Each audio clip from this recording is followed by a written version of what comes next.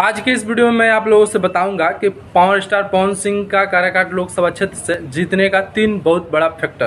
पहला फैक्टर ये कि पावर स्टार पवन सिंह खुद एक दिग्गज भोजपुरी के सुपरस्टार है, जिनका फैन फॉलोइंग काफ़ी ज़्यादा है और काराकाट के लोग भी भोजपुरी भाषी हैं, भोजपुरी भाषा को बोलते हैं, भोजपुरी भाषा समझते हैं।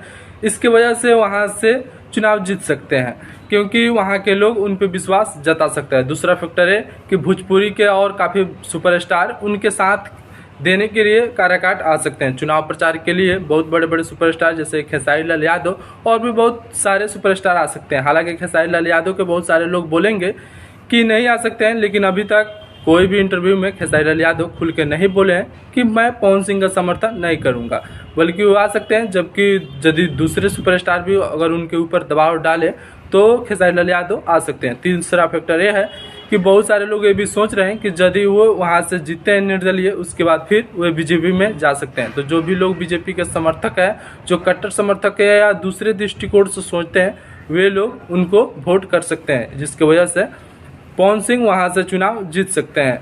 बाकी एक और वीडियो इस पे आएगा पूरे डिटेल में। इसके लिए इस चैनल को सब्सक्राइब जरूर करें, वीडियो को लाइक और वीडियो को शेयर जरूर करें। बहुत बहुत धन्यवाद। जय हिंद, जय बिहार।